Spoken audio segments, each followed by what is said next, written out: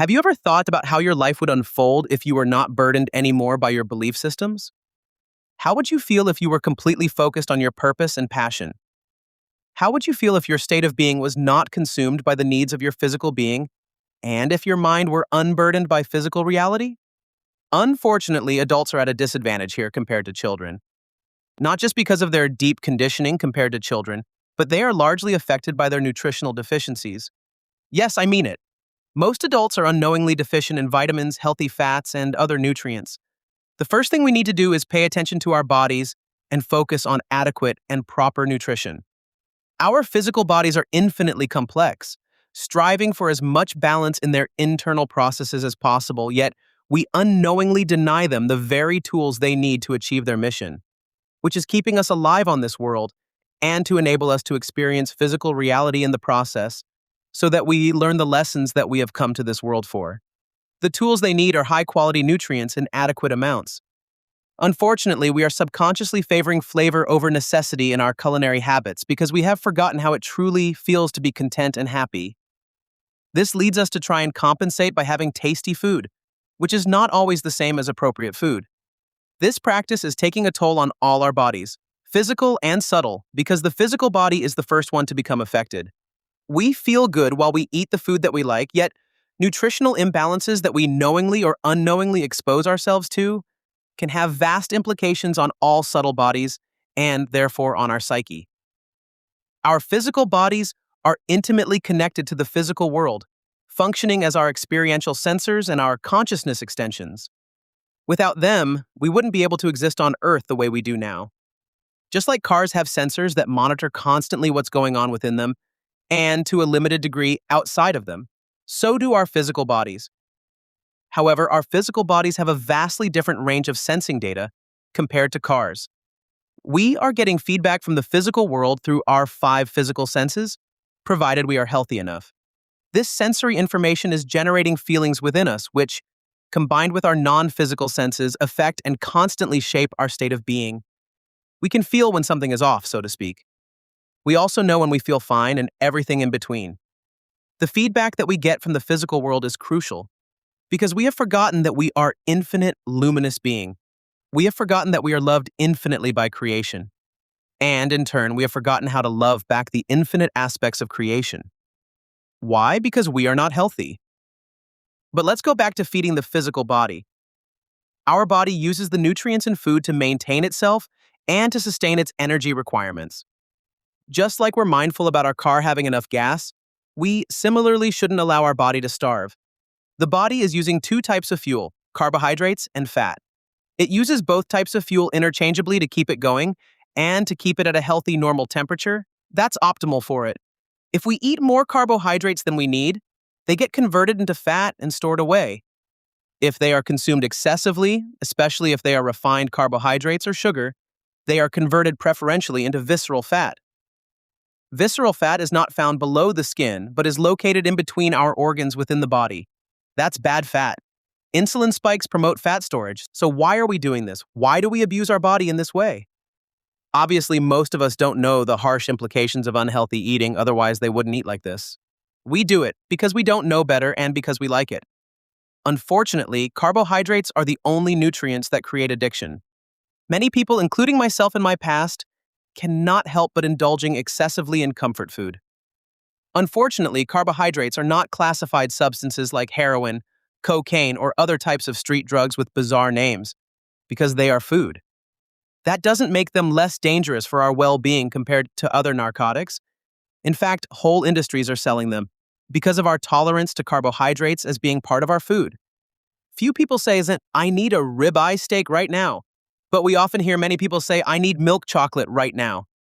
Most types of chocolate are comfort food, and if consumed excessively, they become addictive.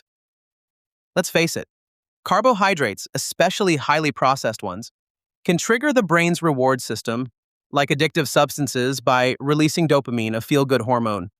This response can lead to increased cravings and overeating, creating a cycle that resembles addiction. But let's not get into that, there's no need to polarize. I am only pointing out what has become obvious to me due to my own health challenges and through an inordinate amount of personal research to overcome those challenges. However, there are two pieces of information that I was very surprised to come across. First, there are only a few cells or parts of the body that rely on glucose, which is the body's carbohydrate fuel and cannot handle fatty acids or ketone bodies. Second, and that came as a small shock, the body can generate adequate glucose in the liver, in a process called gluconeogenesis, to sustain those cells and those parts of the body that rely on glucose as fuel. Another piece of information that surprised me was the fact that certain cancer cells thrive with abundant glucose but cannot sustain themselves with fatty acids and ketone bodies. In short, the physical body is a miraculous living machine that's metabolically flexible. It can use two types of fuel like a hybrid car, using both gas and electricity as energy. That is good news on so many levels. It means basically that we can limit carbohydrate intake to a minimum while healing our overweight body. It also means that we can avoid carbohydrate intake by focusing on the consumption of complete types of protein and healthy fats. And just to be thorough, carbohydrates are preferred by the body as a fuel source because they are quickly broken down into glucose, which provides immediate energy for bodily functions and physical activity. However, the older we get, the wiser we get, and unfortunately, the bigger we get, we are beginning to understand that carbohydrates create more of a problem than being part of the solution, especially considering their inflammatory nature in the body. Science is becoming aware now that refined and high-sugar carbohydrates can contribute to inflammation in the body. Those carbohydrates can lead to spikes in blood sugar and insulin levels, which may trigger an inflammatory response. There is mounting evidence of the link between carbohydrates and inflammation that we simply cannot afford to ignore anymore. Let's look at protein now, another nutrient that's necessary for the body to maintain its physical structure. Protein is the building block used in the body, much like bricks are used for a house. If I break a bone, my body needs protein to mend it. If I wound a knee, after falling, my body needs protein to mend it. If I had a spouse and she would hit me over the head with a saucepan, after I came home late at night drunk like a fish, my body would need protein to mend it. Okay, sorry for the last example, I was just making sure you're paying attention. After I presented so much dry scientific information, we can see that adequate protein consumption of complete proteins, that is, proteins with all necessary amino acids that the body cannot produce itself, cannot be avoided. We need protein and we need a lot of it. Science is now claiming that we need to consume at least 1.6 to 2 grams of body weight in protein daily just to maintain skeletal muscle as the metabolic engine of the body. When I made a quick calculation based on my own body weight, I was more than surprised. I thought, where would I get so much protein? Although it took me a while, I managed to formulate a science-based meal plan that I am sticking to it. Obviously, increased hydration is necessary. Personally, I drink a minimum of 5 liters of water daily for kidney support. My weight is dropping, but I'm not losing skeletal muscle. In fact, I'm building muscle. One thing that became clear to me during my personal research of my own health problems was the clear metabolic link between longevity and skeletal muscle. It was staring me in the face, smiling like some long-forgotten truth, now remembered. I found out that one of the indicators of aging is gradual loss of skeletal muscle over time. We simply don't consume enough high-quality protein to sustain our skeletal muscle. And worse, we don't exercise enough to build more. Most people wither away getting older, losing muscle mass and becoming frail in old age, waiting to die in a retirement home.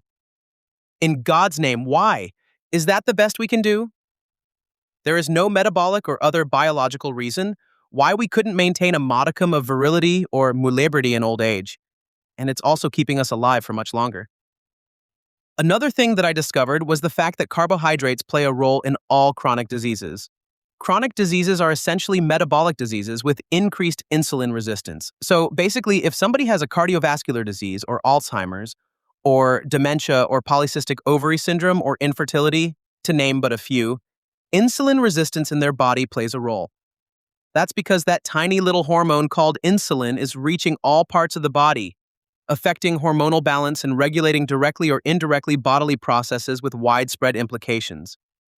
If the body is resistant to insulin, then the body's inherent ability to cope with disease and restore balance is overwhelmed and running out of ways to heal itself. I knew nothing about all this, and I couldn't have unless I was ready to heal my body. Please don't take my word for all that. I would prefer that you did your own research and question everything I say just so that you can achieve your own sovereignty in matters that directly affect you. At this point, you might say, okay, what now? Good question. Now, we are drawing conclusions. If metabolic health is pristine, like in most healthy children or adolescents, it stands to reason that this is the pristine state of health a man or a woman should strive for. Most healthy children and adolescents are much healthier than typical adults. They have a better muscular system, a better cardiovascular system, and a better neurological system. Age-related decline is mostly metabolically induced. Fortunately, this decline is totally avoidable. We have a choice in the matter. If we keep our physical body in top condition to the best of our abilities by eating healthy and adequate food, while refraining from eating junk food in plastic bags with barcodes, then our health will be restored, and this will reflect in our overall state of being. Our mental and emotional health will be restored as well, due to the increased resilience of our physical body. That's because our newfound hormonal balance will trigger a sense of can-do and so-what attitude in the face of life's challenges. There's nothing that we cannot be or do if it's feasible and if the physical body is thriving. While we are healing our physical body, which is the foundation of our life on this planet, then we can buckle up and experience the magic of life. First, we become aware of the interconnected web of love that we are part of. Our parents, our siblings, our friends, they all become more important to us, and so do strangers. We recognize their inherent love as a matter of fact with a newly found sense of discovery that's based on the awareness of our internal consciousness-based sensors. While we deliberately strive for balance in the physical body, which is the foundation of life, we can now devote ourselves to experiencing life itself. We will be able to look at life through the heart, correct our mistakes, pursue our passions in life, and integrate all our parts in such a deliberate and meaningful way that only love in all its nuances is capable of. We will see our loved ones through the heart and not the conditioned mind and appreciate them for what they truly are, not for what the mind portrays them to be. That's where everybody begins to actively write their own story through their heart, not the story that they are forced to write by the conditioned mind. That's how we gradually approach the unburdened mind through a healthy body, without wasting time thinking about health and survival. This immense gap in conditioning will be immediately filled by the unburdened mind. It feels serene, pristine, and infinite, and as joyful as a painter with a blank canvas, ready to paint your life story if writing isn't your thing.